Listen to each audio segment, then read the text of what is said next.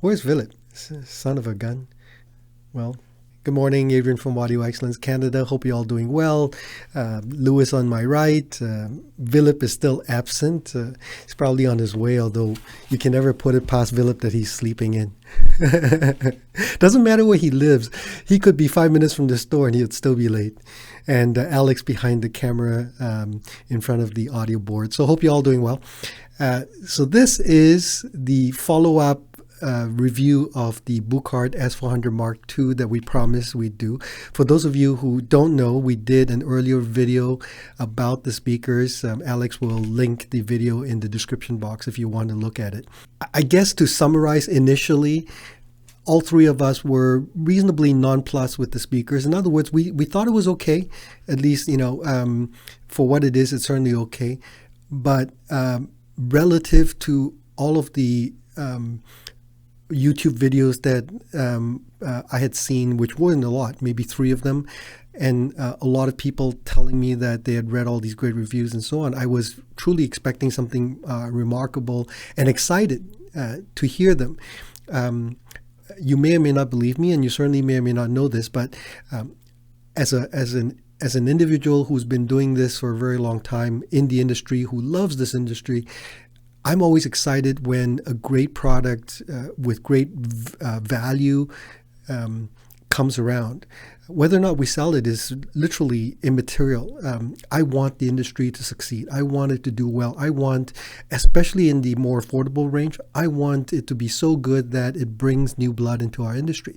So when I heard initially about the Buchardt, I was actually quite excited, thinking this is great. It'll bring new blood to the industry, and we'll see them develop and make our industry more exciting and more robust. So we got a pair traded in. So I told the guys, let's listen to it, see what we think. And unfortunately, our impressions were average or non-plus, or so. And of course, that caused a storm in the comments. Lots of people thought we were slagging the company because we don't sell it. Lots of people thought it was just a setup issue, and of course many also thought, well, I've actually bought them and I didn't think it was all that great either. So we got impressions ranging from positive to negative.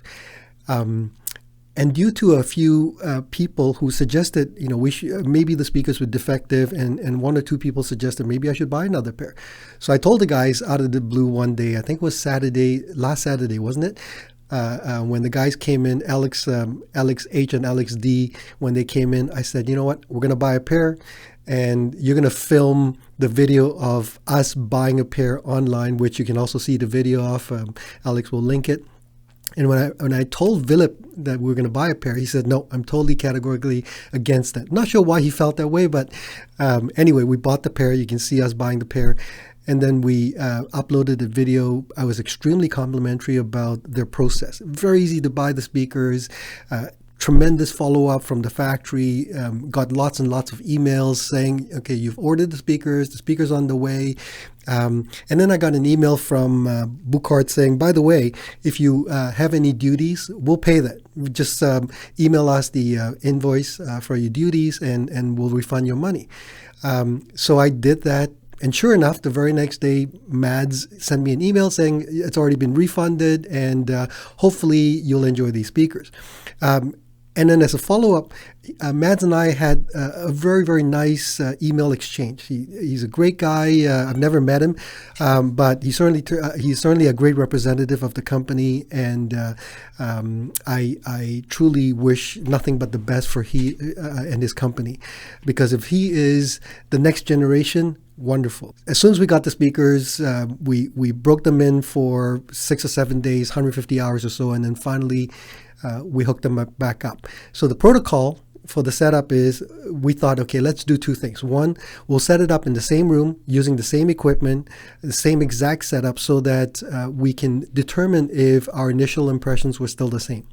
We would also try a taller stand. Some of you had recommended, let's try a taller stand. Now, we had previously used a 24-inch stand, which is standard for most of our bookshelf speakers. And then I went on the website, and Buchardt sells a dedicated tripod stand that's about 25 inches tall. We don't have 25 inch, so we went to a 28 inch stand. Oh, look who's here. So the Slagfest hasn't started yet? No, not yet. So we went from 24 inch to 28 inch in the first room. And then after that, we would then bring the speakers into our theater room, what we call the theater room, which is a larger room. No windows. No windows. We're very well treated because it's meant to be a theater room, so we have lots of speakers in there. And if you don't treat the room, it would sound very bright and clangy and echoey. So we tried the speakers in two completely different rooms with different electronics as well. So in the first room, we used, at least I did, the Hagel, the Peachtree combination, and then we had a trade-in of a Rotel RMB 1555, which is a multi-channel Class AB 120 watt per channel amplifier. So I used that amplifier with the Peachtree preamp DAC as a listen. And then when we moved it into the theater room, I listened to it with the guys hooked up the Rotel. And there's also we were hooked up.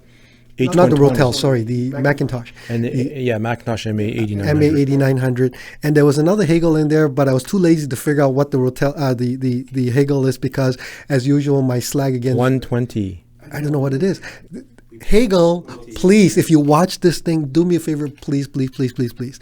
I love your products, but all you have to do is just silk screen something that says the model number somewhere in the face. They have a sticker on the back that you can't see it. Right. So I've told Richard that he should talk to the guys at Hagel in Norway, and actually when the startup screen starts, just have let's flash H120 or have a button that can give you that in the startup. Just for dealers. So we have the H120 and the Macintosh MA8900 in the room. So that is the setup protocol. So why don't we start first with the good, right? So age before beauty. Louis, what did you think? Well, I listened to it first on the Peachtree. And it wasn't. No, start with the good. Start with the good. No, it sounded okay, no problem. Then we went to the Hagel, and to me, it sounded a little bit better with the Hagel. And then we switched from the short stand to the 28-inch stand, and it was a complete difference to me, sitting in the same chair. It sounded so much better.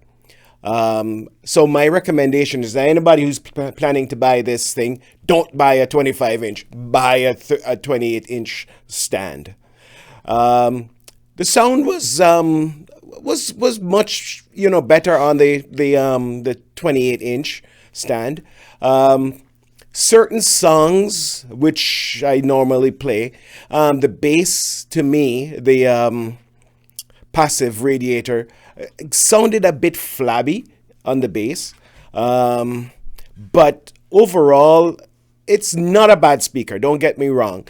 It's just, what about the mid-range? I said it's completely different, so how is it completely different? I think you hear more from the tweeter and the bass driver, the mid-range driver, much better when it's higher up than when it's on the 25-inch stand.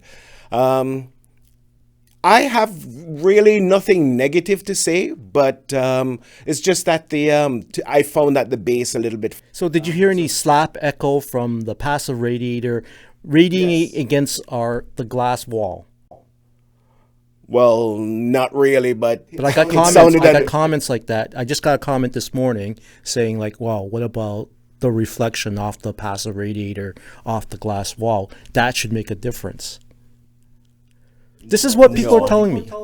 No. See, folks, he didn't hear that, so that's important. It depending on the person and the electronics too.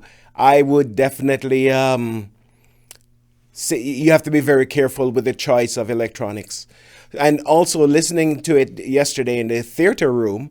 I think it improved from the first room, what we were listening to the Buchardt in. I think it improved a lot better in that room. So it's room dependent for me and electronic dependent. Okay. Philip, what do you think? Start with the good first. I like the color. Come on.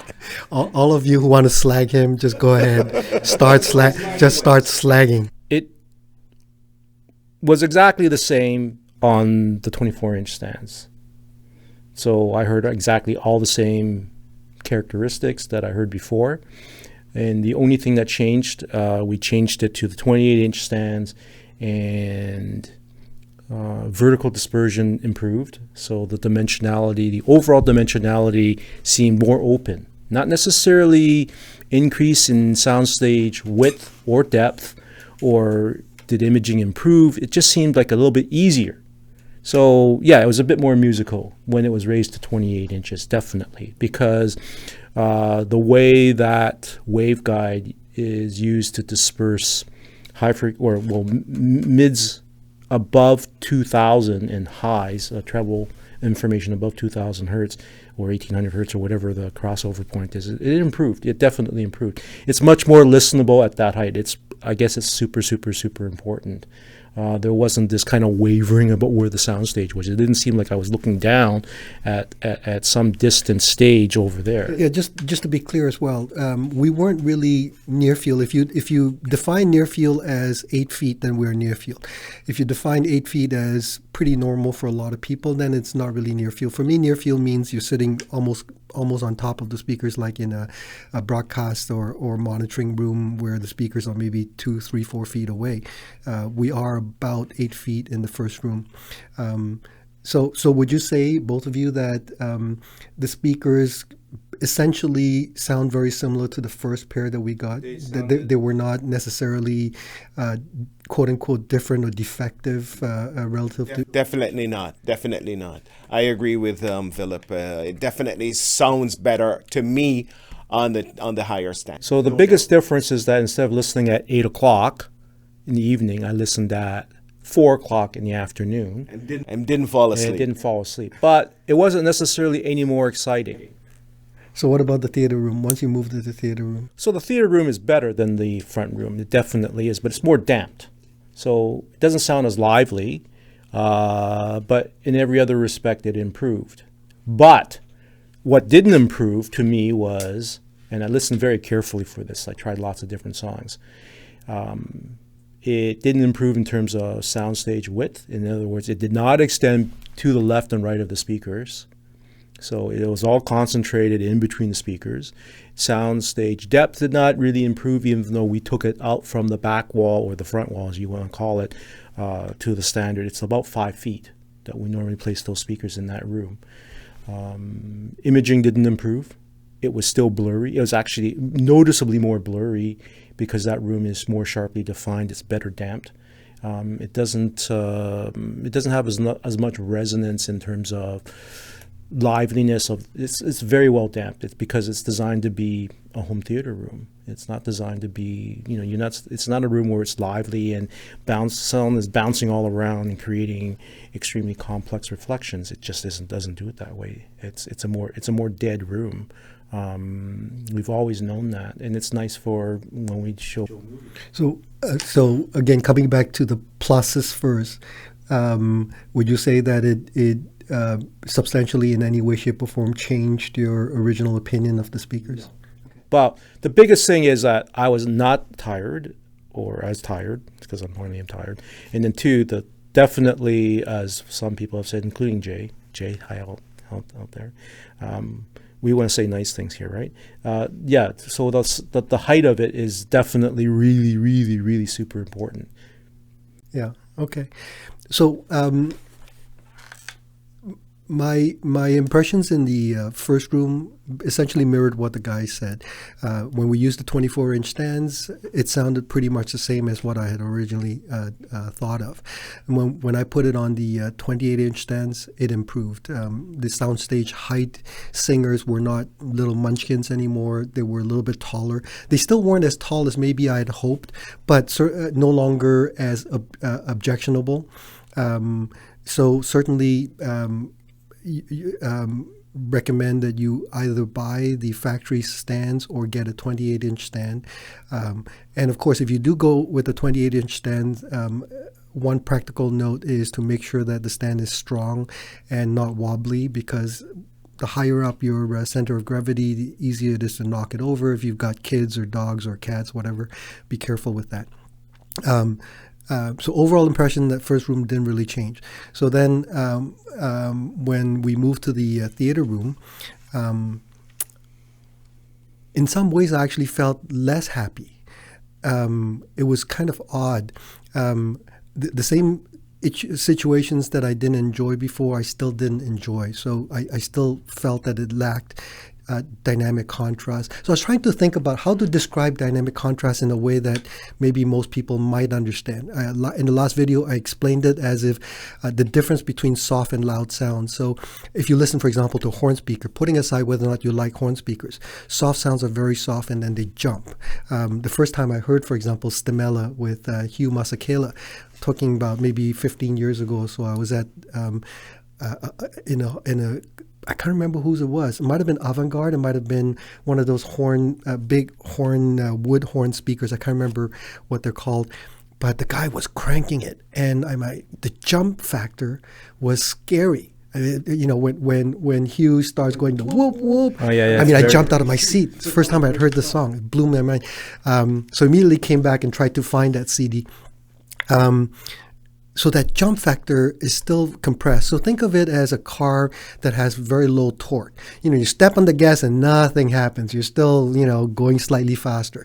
It's like Alex's Honda S2000, no torque whatsoever. So imagine a car that has tremendous torque. You step on the gas and boom, it throws you in the back. That's the dynamic contrast I'm trying to explain. I still missed a bit of that. Well, a lot of that. The soundstage and imaging and so on were fine. Nothing out of the ordinary. Not bad by any means, just nothing out of the ordinary. But what I noticed was the bass in our big theater room had disappeared until you turn it up quite a bit. So I'll give you an idea of what I mean. When I had it on the Macintosh, because Macintosh 8900, the MA8900 integrated amp, has meters in the front, so you can actually see how much power you're using. And I was playing it at general peaks of about 20 watts, and every so often hitting 200. See, Lewis is going, and yet it wasn't particularly loud.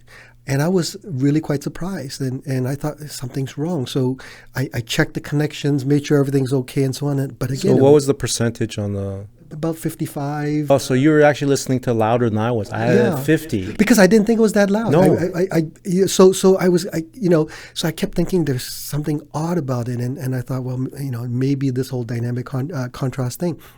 So because the guys had very kindly brought in a pair of our speakers, I won't mention it. And I'd already told the guys, let's not talk about our speakers because it's not fair. We don't sell the Buchardt, so it'll sound like we're slagging it. So I won't mention speakers particularly. There was a pair of bookshelf speakers in the room. And we have some really nice ones in here. Yeah, sort of in that price range. I connected up, same setup, same location, and played it. And at the same level, it was loud, and the dynamic contrast was substantially better, and so on. Then I thought, okay, Jay made a point. You should move the speakers closer to the front wall, and I did. And while it sort of improved in dynamic contrast, other things got worse. So I didn't like that trade-off overall. So I left it at 3, 4, 5 feet or so. I think it was about 4 or 5 feet from the wall. And then again, bass dropped off dramatically until I played it loud enough, and then the bass came back. So my overall impression is that, as a positive thing, if you happen to like music that you love through those speakers and it sounds good to you, Absolutely wonderful. I'm truly happy for you. For my listening, it didn't quite do it for me, and I'm truly, honestly sorry to say that, because with my email exchange with Matt, I'm starting to really like the guy. He's a really decent guy, and I'm getting to like corresponding with him. It just wasn't for me. One thing I must mention: you ordered the speakers on Saturday, Yes. and we had them in store on the Wednesday. Yeah, it was incredible. I mean, that's like unheard of. So my summary for me is that I honestly wish it for me was better. It wasn't. So that's yeah. So my summary is a bit more complicated because I had more listening time with it, and so I tested for a few more things, and I paid more attention to it, because the first time I was just half asleep when I was 5 minutes. I had to pinch myself to actually revive my kind of energy and listen to the rest of it. But this time around, I did use, obviously, because we had the other speaker, I did use that other speaker as a reference point and to compare the two, which I normally don't like to do. But in this case, the other speaker, especially in the home theater room, the other speaker just did more interesting stuff. Like the first time I put it on in the home theater room, instantly I got a reaction. I could feel the hair on the back of my neck standing up, like the first song I tried. And then the other thing that I really, really, really noticed, and I thought it was a little bit strange in the front room, I didn't really hear this kind of characteristic, which is that, like you were talking about dynamic contrast, I played this one song by Diana Krall. Those of you who like Diana Krall, you're gonna like this song. Those of you who are haters, well, you're gonna hate it. But from Live in Paris, we use a song all the time in our demo list. It's called "A Case of You," right? Anyways, this song, it starts off and it's tinkling and she's on stage and there's all this environmental noise. It's a little bit like the Cowboy Junkie song, but it's more easily heard. And in the front room, I didn't hear it with the Bucharts. It was like so far back in the mix. All that stuff just wasn't there. And then when I tried it in the home theater room, again, it wasn't there until I turned it up, and then I heard a little bit of it. I put the other speaker on at the same level and everything was there.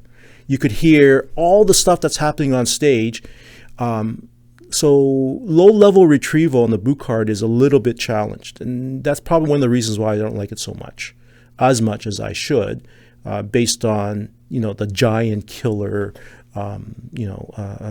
tag that's been put on it. I just don't hear that. I mean, so until you turn it up, like you said, until you turn it up a bit, that speaker doesn't really come alive. That, to me, is an issue. Well, it's what, 88 dB? I don't know what it is. I don't really care.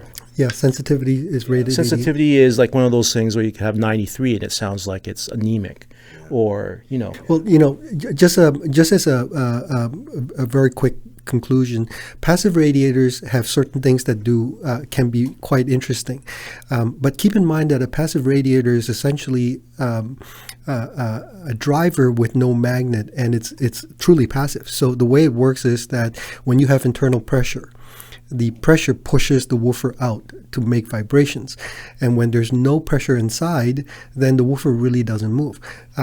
Whereas the radiator in the front, the drivers in the front, the tweeters and the mid-range woofers, when they get a signal, they'll move. So what that means is that at low volumes, the passive radiator doesn't really do very, very much, because its mass is potentially quite heavy.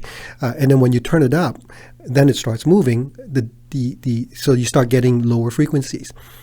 The trade-off might be, and I want to stress, might be that there's not as much control on the passive radiator, and also when it moves back in, it causes internal pressure, which potentially can also force the mid-range driver to move more than it should. I'm not saying that that's what's happening. I'm just saying that it's one of those things to consider. Anyway, we should cut it. It's already too long a video.